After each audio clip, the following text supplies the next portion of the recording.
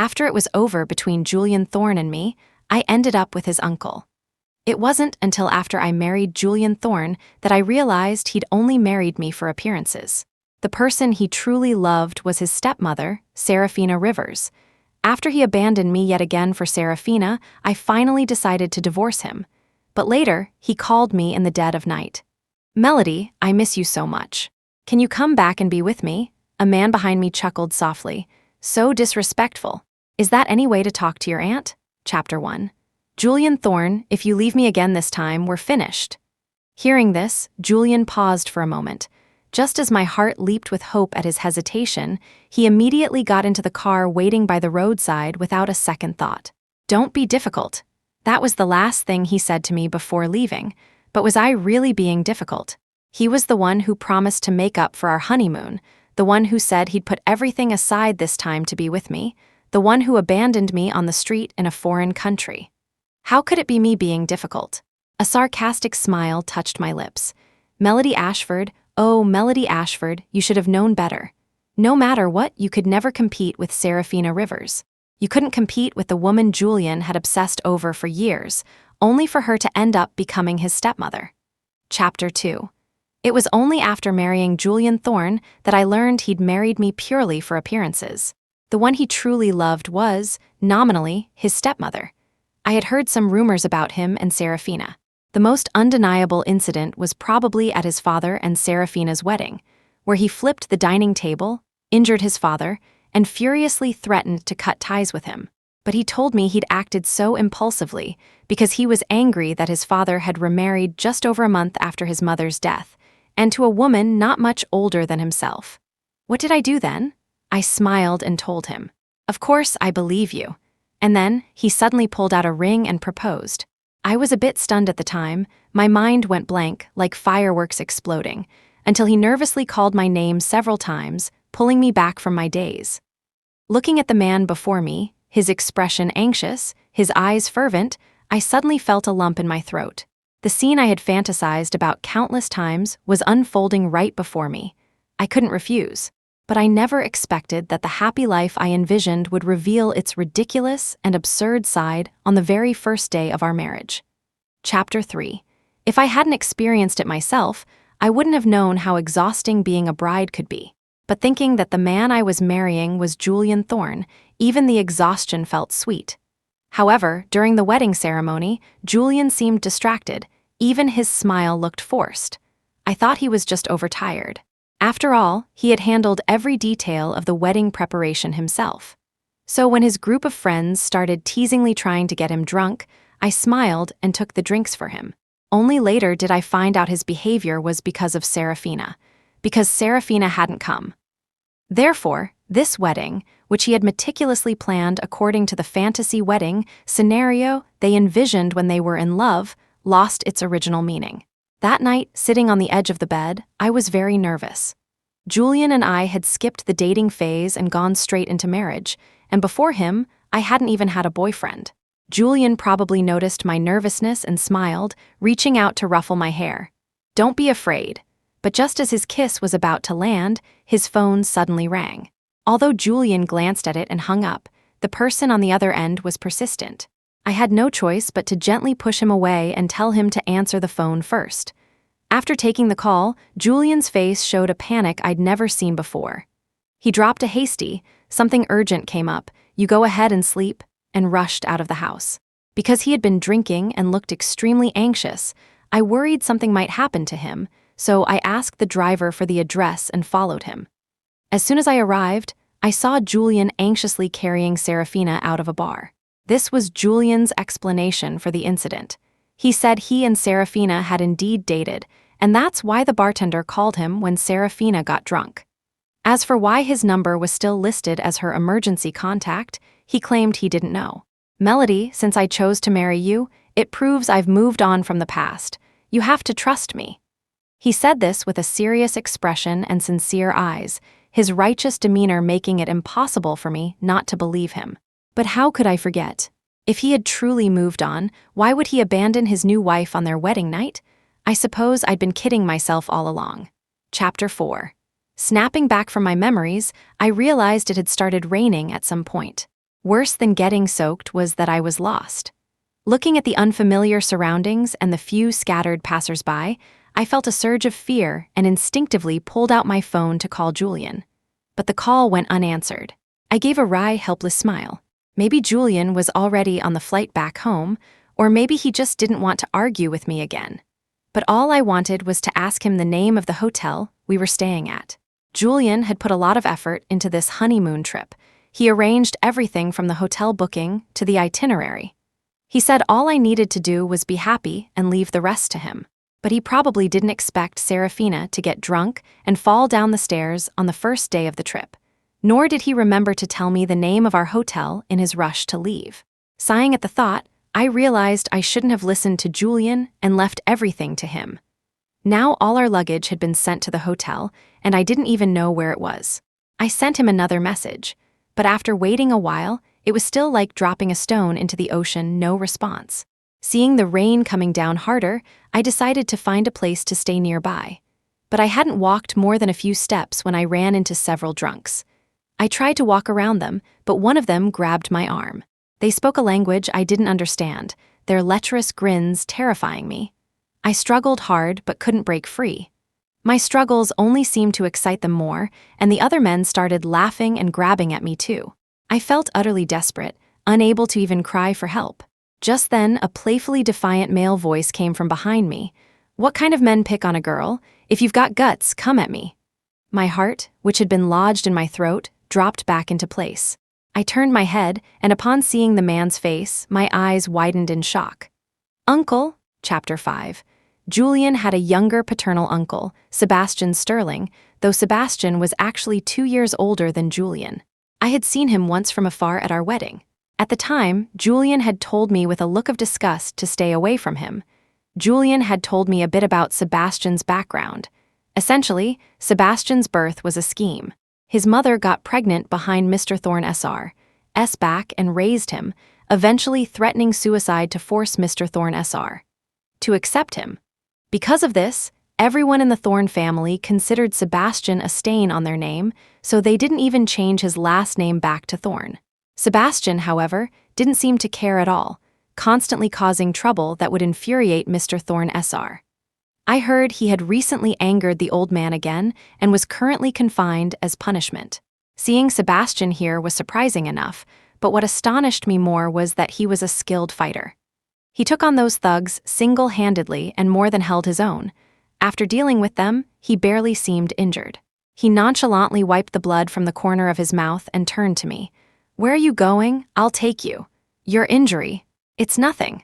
Being overly polite in this situation felt insincere, so after thanking him, I told him I needed to find a place to stay. A flicker of confusion crossed Sebastian's face, but he tactfully didn't ask anything. "Coincidentally, I'm here on a business trip for a few days too. Why don't you stay at my hotel? It's not safe for a young woman traveling alone. If anything else happens, you can find me." After what had just happened, I desperately wanted someone nearby. So, after Sebastian finished speaking, I nodded eagerly. Soon we arrived at Sebastian's hotel, but awkwardly it was peak tourist season, and the hotel had no vacant rooms. As I was debating what to do, Sebastian spoke up. "If you don't mind, you can make do in my room for one night. I have the presidential suite. It has 2 bedrooms, so it won't be an issue." Looking at the increasingly heavy rain and the dark night outside, I nodded.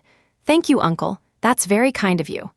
After showing me to my room, he left, saying he had work matters to attend to and that I should rest well.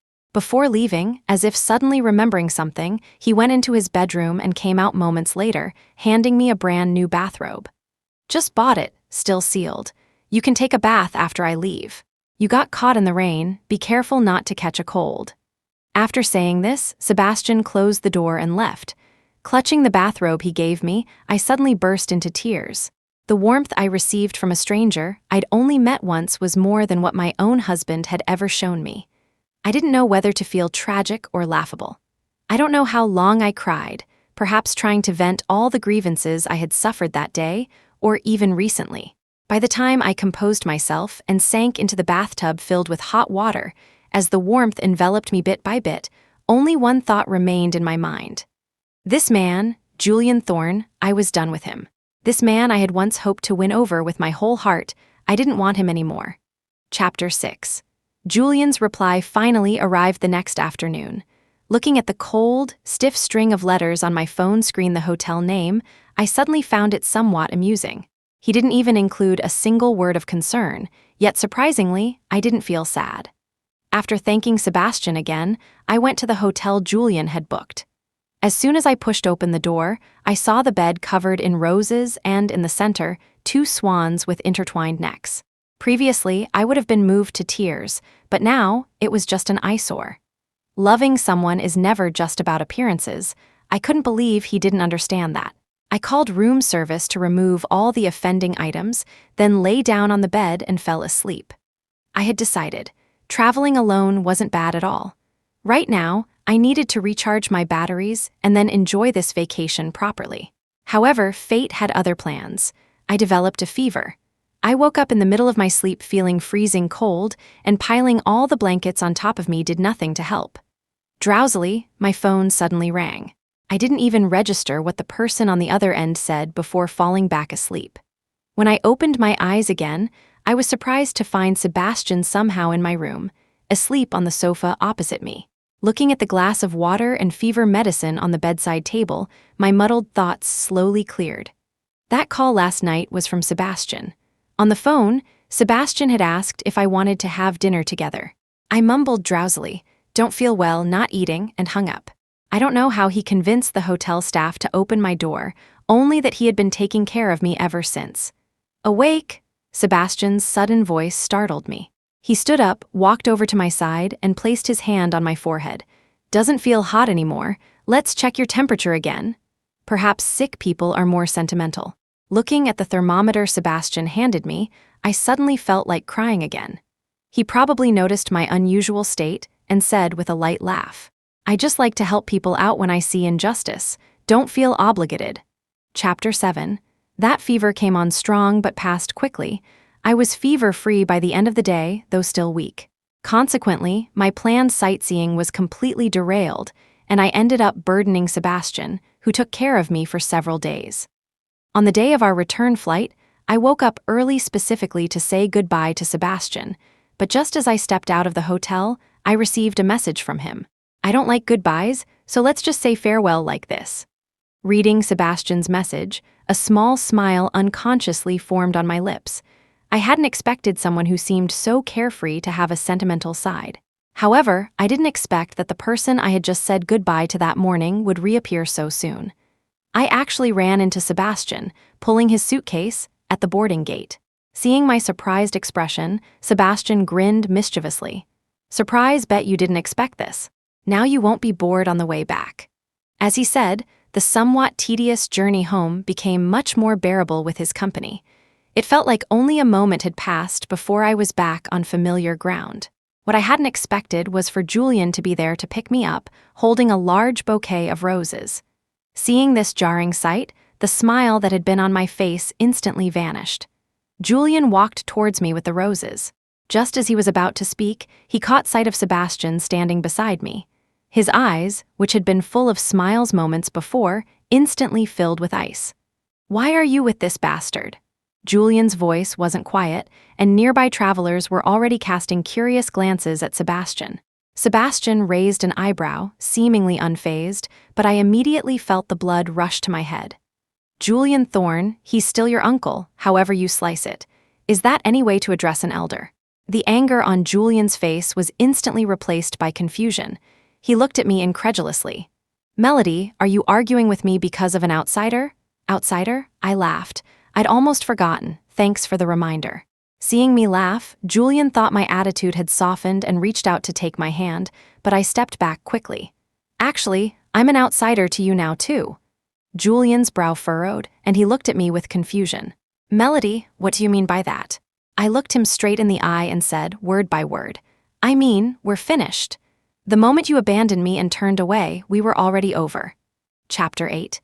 Hearing my words, Julian laughed instead of getting angry, but his smile was full of sarcasm. "It was just a trip, wasn't it? Why make such a big deal out of it?" Perhaps sensing the coldness in my eyes, Julian's brow furrowed slightly. Although he still tried to explain patiently, the impatience in his eyes was undeniable. "Didn't I tell you already? There's nothing going on between Serafina and me. Can you stop overthinking things?" Looking at the self-righteous Julian before me, I found it laughable. Nothing going on, did he believe that himself? But whether there was or wasn't no longer mattered. I didn't care anymore. I didn't want to argue with him. Just as I was about to turn and leave, Sebastian, who was standing behind me, suddenly spoke up, his voice carrying its usual playful defiance. "Nephew, you should really thank Melody for her good temper. With that attitude of yours, anyone else would have slapped you silly by now." Julian's face instantly darkened like ink. He looked at Sebastian and said menacingly, "None of your business. Just upholding family decency. Wouldn't want a scandalous affair between a stepson and his stepmother hitting the news someday. Bad for my business." As soon as Sebastian finished speaking, I couldn't help but laugh out loud. Seeing Julian getting increasingly agitated, Sebastian quickly pulled me away from the airport. Behind us, Julian's furious shouts reached my ears. "Sebastian Sterling, mind your own damn business. Melody Ashford, don't you dare regret this." Of course, I wouldn't regret it. I couldn't wait to draw a clear line between us. Chapter 9. The divorce from Julian went smoothly. When I handed him the divorce papers, he signed them without even lifting an eyelid.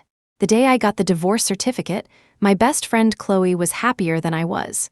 She drove her flashy sports car to pick me up right outside City Hall. Seeing me walk out, she immediately ran up and hugged me, then, like pulling a rabbit out of a hat, produced a bouquet of flowers from behind her back. "Congratulations, Mel, on escaping the nightmare." I smiled and accepted the flowers. Just as I was about to leave with Chloe, Julian's sarcastic voice came from behind. "Melody Ashford, don't you come crying back begging me later." Chloe was about to turn around and curse him out, but I reached out and stopped her. "Forget it," I heard myself say. Not because I felt lingering attachment, but because it felt unnecessary. He was just a stranger now. Why waste my breath on him? Chapter 10. 2 months after the divorce, Chloe suddenly said she wanted to introduce me to someone. Perhaps sensing my reluctance, Chloe, who was usually playful, adopted a serious expression. "Mel, don't let one failed relationship scare you away from embracing a new life. You're wonderful. That jerk didn't deserve you. You're beautiful, you come from money, you're kind, and good-tempered. You have no idea how many people asked for your contact info when they heard you were divorced."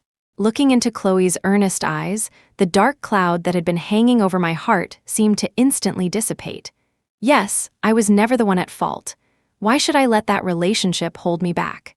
So I readily agreed to Chloe's arrangement. But I never imagined that the first blind date Chloe arranged for me would be with Sebastian Sterling. Chapter 11. Wearing the chic new dress Chloe had given me, looking at Sebastian sitting opposite me with a smile playing on his lips, I instantly felt like I was sitting on pins and needles. "Uncle," I stammered, then immediately felt the title wasn't quite appropriate, considering I was already divorced from Julian. Sebastian evidently guessed my thoughts and said with a light laugh, "Just call me Sebastian." At that moment, I could never have imagined that one day Sebastian would pin me down in bed, repeatedly forcing me to call him uncle. The atmosphere became slightly awkward. I gathered my thoughts for a moment before speaking, but unexpectedly, Sebastian spoke at the same time, and 2 distinctly different voices sounded simultaneously. "You don't have to take this seriously. I'm very happy the blind date is you." I looked up at Sebastian. Uncharacteristically, a blush tinged his face. He cleared his throat lightly before continuing. "I know you have reservations. It's okay, we can give it a try. Instead of going on a blind date with a complete stranger, at least we know each other, and we got along quite well, didn't we?" I knew I should shake my head and refuse. Given his relationship with Julian, keeping my distance would be the wisest choice. But looking into his clear eyes and at his smiling lips, as if possessed, I nodded. "Let's give it a try then." At least Sebastian seemed much more reliable than Julian. Chapter 12. Julian felt something was very off with him lately. More precisely, he'd felt strange ever since divorcing Melody. He once thought his marriage to Melody was merely a tool to spite Serafina. But when Melody turned and left without hesitation, he felt like a huge piece of his heart had suddenly gone empty. Initially, he thought it was just habit. After all, they had lived together day and night for 2 years. If you counted the time they knew each other, it was even longer. But that day, after drinking too much at a business dinner, lying in bed with a splitting headache, he suddenly thought of Melody again. If Melody were here, she would surely grumble about him neglecting his health for business while preparing him a soothing hangover broth. After feeding it to him, she would tirelessly massage his temples. He had never told her how much he enjoyed lying with his head in her lap while she massaged him. Her hands were warm and soft, the pressure on his forehead just right, making him feel very comfortable. Occasionally, the thought would cross his mind that living like this with Melody forever wouldn't be so bad. But the thought lasted only a moment because he knew he still couldn't let go of Serafina. He met Serafina in college. At that time, he had quarreled with his family and his allowance was cut off. Refusing to bow down, he went out to work part-time. Raised in comfort his whole life, earning money on his own for the first time was incredibly tough, needless to say. Serafina was 2 years ahead of him and also worked there because her family wasn't well off. She helped him out when people were giving him a hard time. One thing led to another, and they started dating. Later, his mother found out about them. He didn't know what his mother said to Serafina, but after that, Serafina broke up with him and vanished without a trace. He thought their connection ended there, but unexpectedly, the next time they met, she had become his stepmother. At that moment, he felt the blood rush to his head and couldn't stop himself from causing a scene at the wedding. It was Serafina, her eyes red, questioning him, "Are you trying to get me killed?" That snapped him back to reality. After that, out of spite, he proposed to Melody.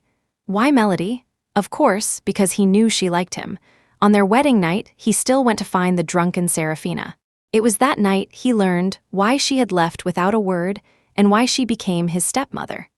Because someone had forced himself on her at her part-time job, and that person turned out to be his own father. His mother used this as leverage to force her to break up with him.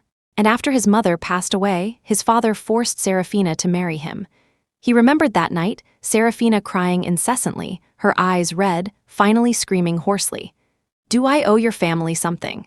Why do you both bully me? Why can't I have the one I love while you get the beautiful wife and a happy life?" At that moment, his heart shattered. He felt deeply indebted to Serafina, so whenever anything happened to her, he would rush to her side immediately. As for Melody, she loved him so much she would forgive him, right? But he forgot, love can come and love can go. Even the warmest heart will grow cold if it never receives a response. He suddenly remembered his childhood, Melody following him around, softly calling him Big Brother. He also remembered their wedding day, her reddened ears and trembling body when he was about to kiss her. He suddenly felt a strong urge to call her. He acted on this impulse, dialing the number he knew by heart. The moment the dialing tone sounded, he breathed a sigh of relief. Melody hadn't blocked him. Maybe this proved she still had feelings for him. He even thought, maybe if he coaxed her a bit, softened his stance, apologized, Melody would come back. The call finally connected. He finally said the words he had wanted to say for so long but hadn't. "Melody, I miss you so much. Can you come back and be with me?" But before he could say more, a soft chuckle came from the other end, followed by that familiar yet infuriating voice. "So disrespectful. Is that any way to talk to your aunt?" Chapter 13. I had expected to run into Julian again, but not under these circumstances. The night before, Sebastian had been a bit wild, so I'd punished him by sending him out to buy pastries from that bakery I love, the one that always has a long line. So when the doorbell rang, I assumed it was Sebastian forgetting his keys again. Grumbling, I casually threw on a robe and went to open the door, but I never expected to see Julian standing there. He looked like he hadn't slept all night, his eyes were bloodshot, with dark circles underneath, and his lips were pale and bloodless. He looked like he might collapse on my doorstep any second. I didn't know why he had suddenly shown up, but I firmly believed that a good ex is like a dead ex. So I stood blocking the doorway and asked expressionlessly, "What are you doing here?" Julian stared at me without blinking for a long time. Then, noticing the robe I was wearing, his eyes suddenly reddened. Following his gaze, I realized I was wearing Sebastian's robe. "Melody, do you really not want me anymore?" Julian spoke, and his question instantly made me laugh. It had been so long since the divorce, and now he shows up like this. Was he trying to tell me he now realized he loved me? Perhaps the mockery on my face was too obvious because Julian's expression shifted, but he still pleaded humbly. Melody, please give me one more chance, okay? We still have so much time ahead of us. I can spend the rest of my life making up for the mistakes I've made. No need. Sebastian's voice suddenly cut in. I looked up to see him leaning casually against the wall, holding several bags of breakfast, a smile playing on his lips as he looked at me. Mel, next time you're in danger, you should call your boyfriend for help. Your boyfriend isn't just for show, you know. I don't know which of Sebastian's words struck a nerve with Julian, but his expression suddenly turned dark as he spoke.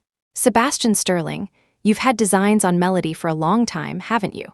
Otherwise, how could you have, coincidentally, shown up by Melody's side right after I flew back home during that trip?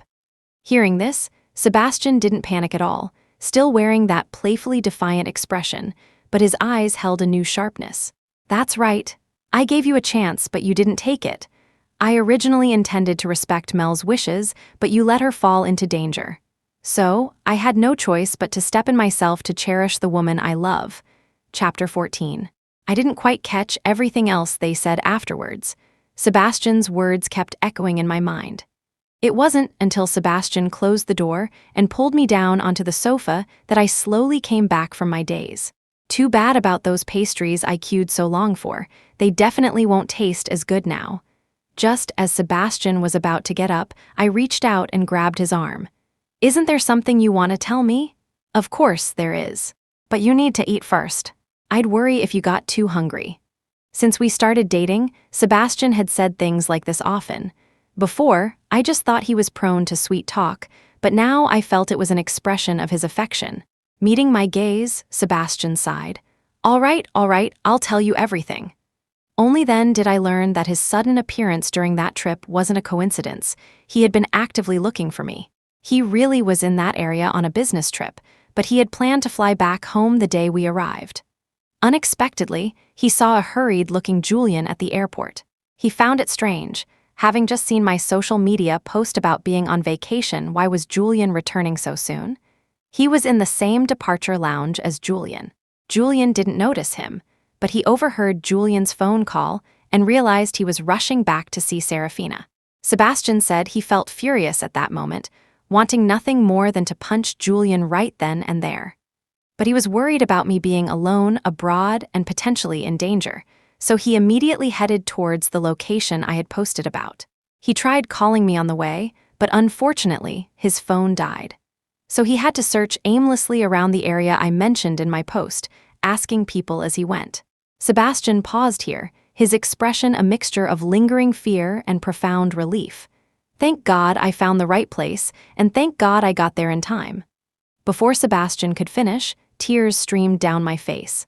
I buried my face in his chest, sobbing and gasping for breath. He gently stroked my back and sighed. I didn't want to tell you because I was afraid you'd cry. What matters is that we're okay now, right? I nodded against his chest. Once I finally calmed down, a new question arose. But why? We didn't really know each other back then. I watched Sebastian's ears turn red little by little, seeing a shy expression on his face for the first time. He cleared his throat lightly before continuing. No, we had met before, shortly after I first came back to the Thorne household. Chapter 15. Sebastian's words took me back to the distant past. Only then did I remember that we had indeed met. But back then, he was just an adolescent boy. Maybe 14 or 15, incredibly thin due to long-term malnutrition, bearing no resemblance to the dashing man he was now. And because so much time had passed, I had completely forgotten about it. I never thought he would remember it for so many years. That day, I happened to be visiting Julian. As I walked into the courtyard, I saw several boys bullying someone, cursing and shoving the boy in the middle. Look at the clothes he's wearing, they're hideous. Even our house staff wouldn't wear that. Yeah, I heard his mom was a seller, who knows if he carries some dirty disease. He just looks so gloomy, makes me want to punch him. At that time, I didn't know about the illegitimate son in the Thorne family, nor did I know who that boy was. I just felt it was wrong for those boys to bully someone, so I stepped forward and stood in front of him. Whatever the adults did, what does it have to do with the child? It's not like he chose this. He might be poor now, but how do you know he won't soar high someday? There's an old saying, never bully a young person for being poor. You guys who don't study probably haven't even heard of it. The boys argued with me for a bit, but I eventually retorted and shut them all down. When only Sebastian remained, he mumbled a quiet thank you to me. And I, looking nonchalant, told him, I just like to help people out when I see injustice. Don't feel obligated. Chapter 16. Sebastian said that after that incident, I took root in his heart. But his status prevented him from making any improper advances, and besides, he knew I liked Julian, so he silently cherished those feelings. I thought just watching you be happy would be enough for me. But I never expected Julian wouldn't know how to cherish you. In that case, if I didn't step in and win you back, I wouldn't be much of a man. Sebastian grinned after saying this, but looking at his smiling face made me want to cry again. Seeing my eyes redden, he panicked slightly and finally said helplessly, If you cry again, I'm going to kiss you. Before he could move, I leaned forward and kissed him first. After a brief moment of shock, he quickly took control, returning the kiss passionately. Lost in the moment, I heard him whisper softly in my ear, Mel, I love you. I love you too, Sebastian. Chapter 17. After that day, our relationship grew even closer. When I met up with Chloe, she teased me with a smile. You can tell Sebastian is very capable. Look at you glowing. It's like you've been rejuvenated overnight. I laughed and playfully pinched her side, but suddenly felt a gaze on my back. Turning around, I was startled to find Julian standing there, having appeared unnoticed. Chloe noticed him too and immediately stood protectively in front of me, blocking his view. What do you want? Julian wasn't annoyed. He just looked at me and said calmly, Maybe you should give Sebastian a call? His words stunned me for a moment. Before leaving this morning, Sebastian had mentioned needing to go back to his family home for something, saying he'd be back for dinner. What did Julian mean by suddenly appearing and saying this? Perhaps seeing the confusion in my eyes, Julian smirked. Sebastian told grandfather he wants to marry you. It made grandfather so angry he was hospitalized. This time, grandfather isn't just confining him. He's also taking back all the company shares Sebastian holds. He's a penniless pauper now. Do you still choose him? I immediately took out my phone and called Sebastian, but the call went straight to voicemail. My face grew paler, and Chloe quickly reached out to support me. Mel. Julian also stepped forward, extending a hand towards me. Melody, it's not too late to turn back. Come back to me. You should know, for someone with Sebastian's background, getting to where he is today wasn't easy. Julian's words made me waver slightly. Yes, without me, Sebastian might have a better life. Then I looked back at Julian and smirked too. So what? The help the Thorne family can offer, my Ashford family can offer too. Besides, with his abilities, do you really think the Thorne family can still control him? Just as I finished speaking, Sebastian's voice came from behind me. Mel, I'm really happy to hear you say that. Chapter 18. Seeing Sebastian appear, the expression on Julian's face instantly cracked. How did you get out? Didn't grandfather confine you? Sebastian pouted disdainfully. I didn't want to leave before. You didn't really think I couldn't leave, did you, nephew? You should really get some exercise. Stop wallowing in romance and affairs all day. Julian was about to say more when his phone suddenly rang, persistently, just like on his wedding night. Sebastian kindly reminded him, You should probably answer that. See if your stepmother got drunk again or broke her leg. Oh, right, maybe she's worried the truth is out and you'll blame her, so she's planning to run away. What do you mean? Sebastian didn't elaborate. Julian, looking confused, answered the phone. He accidentally hit the speakerphone button, and Serafina's voice came through the receiver, audible to all of us. Julian, I want to leave. Can you help me figure something out? Chapter 19. Later, Sebastian told me the whole story. The things Serafina had told Julian were true in event, but her motives were fabricated. It was all consensual on her part. She willingly became Arthur Thornes's mistress to climb the social ladder, while simultaneously scheming to seduce Julian to marry into wealth. She knew from the start Julian's background wasn't simple real poor people don't wear shoes worth thousands of dollars to a part-time job. What she hadn't calculated was that Julian's mother, Eleanor, found out. Worse, the two men she targeted turned out to be father and son. Knowing that revealing this would leave her losing on both fronts, she had no choice but to follow Eleanor's demands, break up with Julian, and disappear without a trace. Eleanor Thorne had long given up hope on her husband. She just didn't want such a calculating woman to ruin her son. But she never foresaw her own early death due to illness, nor that just over a month after her passing, Serafina would boldly take her place. As for why she chose Arthur Thornes over Julian, it was obviously because Julian's father was more powerful and offered an easier path to success. After all, if she tried to be with Julian, she would never get past his father. Looking at Sebastian, he seemed somewhat like a stranger. Why did you investigate all this? To bring down the Thorne family, of course. This was just collateral damage. Sebastian still wore that playfully defiant mask, but his hands were trembling slightly. I gently stepped forward and hugged him. You've suffered so much all these years. Sebastian's mother had actually been deceived by Arthur Thorne SR. He promised to marry her, to give her legitimacy, and she waited. It wasn't until she discovered she didn't have long to live that she was forced to seek him out, only to find out it had all been a lie. Sebastian had every reason to hate the Thornes. The Thorne family fell quickly. Sebastian handed over all the evidence he had gathered over the years to the police. Additionally, he helped the Thornes make headlines one last time.